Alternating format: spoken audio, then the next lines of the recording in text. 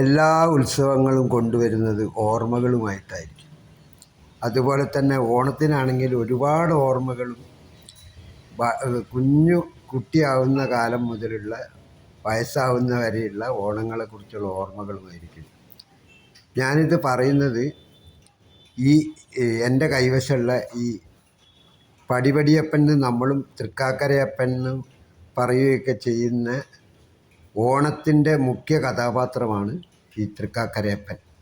തൃക്കാക്കരയപ്പനെ വെച്ചിട്ടാണ് സാധാരണ ഓണപ്പൂക്കളങ്ങൾ ഒരുക്കാറ്.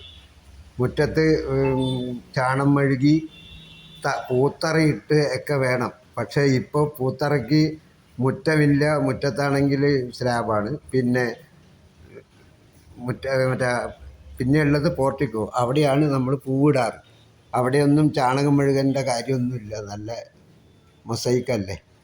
അപ്പോൾ ഈ കാണുന്ന കൈവശമുള്ളതൊക്കെ തൃക്കാക്കരയപ്പൻ പണ്ടൊക്കെ മണ്ണിലാണ് ഉണ്ടാക്കിയിരുന്നത്. എന്നാൽ പിന്നീട് മണ്ണ് കിട്ടാതെ വരികയോ അല്ലെങ്കിൽ അലസത കൊണ്ട് വീട്ടുകാർ വീണ്ടും പടിപടിയപ്പനെയോ അല്ലെങ്കിൽ തൃക്കാക്കരയപ്പനെയോ ഒന്നും ഉണ്ടാക്കില്ല എന്ന് കരുതിയിട്ടാവണം ഒരു ദീർഘവീക്ഷണമുള്ള എൻ്റെ പിതാവ് കെ ഉണ്ണികൃഷ്ണപിള്ള, അദ്ദേഹത്തിൻ്റെ പേര് പറയാം, അതുപോലെ തന്നെ അമ്മ ലക്ഷ്മി അമ്മാൾ, ഇവർ അന്നേ തീരുമാനിച്ചിട്ടുണ്ട് മക്കൾ അലസന്മാരായതിനെ കൊണ്ട് ഈ പൂക്കളം മാത്രമായി മാറും എന്നതുകൊണ്ട് തന്നെ അക്കാലത്ത് ഏകദേശം 80 വർഷം മുമ്പെങ്കിലായിരിക്കണം എന്നാണ് പറയുന്നത്.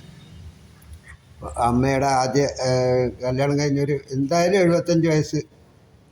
കാരണം എനിക്ക് എൻ്റെ വയസ്സിനേക്കാളും ഏകദേശം 10-15 കൊല്ലം മുമ്പ് ഈ സാധനം ഉണ്ടെന്ന് അമ്മ പറയാറുണ്ട്. അപ്പോൾ ഇതാണ് തൃക്കാക്കരയപ്പനും മക്കളുമൊക്കെ. ഇത് 10 ഉണ്ടാവും ഈ ചെറിയ ഈ സാധനം. പിന്നെ 2 വലുത്, അതിലൊന്ന് പടിപ്പരയിൽ ആണ് വയ്ക്കാറ്, ഒന്ന് സ്റ്റെപ്പിൽ വയ്ക്കും ഈ പൂക്കളത്തിനോട് തൊട്ടുകൊണ്ട്. അങ്ങനെയാണ് നമ്മുടെ വീട്ടിലെ പൂക്കളങ്ങൾ. ഈ ഓരോ വലിയ പടിപടിയപ്പൻ്റെ ചുറ്റിലും ഹോൾസ്, ചെറിയ ചെറിയ ദ്വാരങ്ങളുണ്ട്. അവിടെയാണ് ഈ കുട കുത്തുക. കുട എന്നാണല്ലോ നമ്മൾ പറയുക. ഒരു പൂവ് ഈർക്കിലി കുത്തിയിട്ട് കുത്തി വയ്ക്കുന്നതാണ് കുട.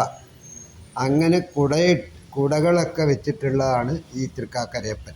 അപ്പോൾ ഈ വർഷം അതെടുക്കുമ്പോൾ ഞാൻ പൂർവികരെ മുഴുവൻ ഇങ്ങനെ സ്മരിക്കുകയായിരുന്നു. മാത്രമല്ല, ഇതിനു മുമ്പ് ഈ പൂക്കളത്തിൽ തൃക്കാക്കരയപ്പനുമായി ഫോട്ടോ എടുത്തവരുടെ പഴയ ഫോട്ടോകൾ കൂടി ഇതിൻ്റെ കൂടെ ചേർക്കുന്നുണ്ട്. അപ്പോൾ ഈ വിശേഷങ്ങൾ എന്തായാലും കണ്ടുകൊണ്ടിരിക്കണം. ഇതൊരു വലിയ ഓർമ്മയാണ് തൃക്കാക്കരയപ്പൻ്റെ. അതാ ഓരോന്നായി കൊണ്ടുവച്ചിരിക്കുകയാണ്. ഇനിയിപ്പോൾ ഓണത്തിൻ്റെ അന്നാണ് ഇത് പൂർണ്ണമാവുക. അതിനു മുമ്പ് പഴയ ചിത്രങ്ങൾ ഞങ്ങൾ എന്തായാലും ഇതോടൊപ്പം ചേർക്കുന്നുണ്ട്. എന്തായാലും കണ്ടുകൊണ്ടിരിക്കണം. അപ്പോൾ ഒരു വലിയ ഓണത്തിൻ്റെ ആഹ്ലാദത്തിലാണ്, അതിൻ്റെ മുന്നൊരുക്കങ്ങളാണ് ഇന്ന് കാണിക്കുന്നത്. അപ്പോൾ ഇത് പല പിന്നീട് പാലക്കാട് കോഴിക്കോടും ഒക്കെ ഈ തൃക്കാക്കര അപ്പനെ വിൽക്കാൻ വേണ്ടി കിട്ടുന്നുണ്ട്. ഇപ്പം വിദേശത്തും കിട്ടുന്നുണ്ടെന്നാണ് അറിഞ്ഞത്. കോഴിക്കോടൊക്കെ മരത്തിൻ്റെ വാങ്ങാൻ കിട്ടുന്നുണ്ട്. പക്ഷേ ഇത് അക്കാലത്ത് വീട്ടിലെ മരം വെട്ടി പ്ലാവാന്നാണ് പൂർവികർ പറഞ്ഞു കേട്ടിട്ടുള്ളത്. പ്ലാവിലാണ് ഈ സാധനങ്ങളൊക്കെ മുഴുക്ക ഉണ്ടാക്കിയിട്ടുള്ളത്. ഒരു കേടും പറ്റിയിട്ടില്ല ഇത്ര കാലമായിട്ടും.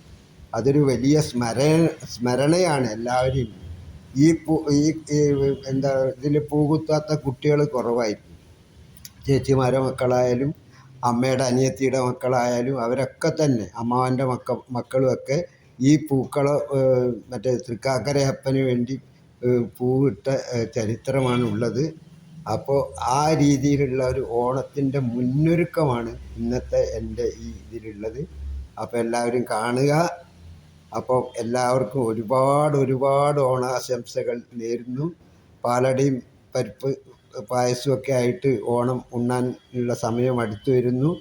എന്തായാലും ഒരു വലിയ മഴയ്ക്ക് കോള് കാണുന്നുണ്ട്. എന്നാലും നമ്മുടെ ഓണം വളരെ ഗംഭീരമായിട്ടാണ് ഈ തവണ ഉണ്ടായിട്ടുള്ളത്. മാത്രമല്ല, ഇത്രയേറെ ഓണാഘോഷ പരിപാടികൾ നഗരത്തെ വിഴുങ്ങി എന്ന് തന്നെ പറയണം. എല്ലാ മുറ്റത്തും പൂക്കളങ്ങളുണ്ടായി. ജാതി മത ഭേദമന്യേ പഴയ പാട്ട് പോലെ തന്നെയായിരുന്നു ഈ കുറി ഓണം.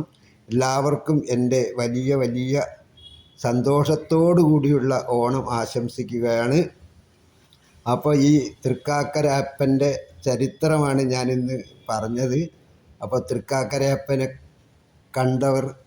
കണ്ടവർ മറ്റുള്ളവരോട് കൂടി പറയുക, അവരും കാണട്ടെ തൃക്കാക്കരയപ്പനും കുട്ടികളുമൊക്കെ. അപ്പോൾ വേറെ വിശേഷങ്ങളൊന്നുമില്ല. ഇനി കൊട്ടും മേളവും പാട്ടും കൂത്തുമായി 10 ദിവസമായിട്ടുള്ള ഓണാഘോഷ ചടങ്ങുകൾ അവസാനിക്കാറായിട്ടുണ്ട്. 2 ദിവസം കൂടി കഴിഞ്ഞാൽ തിരുവോണം വന്നു. പഴയ പോലെയല്ല, 10 ഓണം മാത്രമല്ല, ഇപ്പം അത്തം 11 ഓണമായിരുന്നു.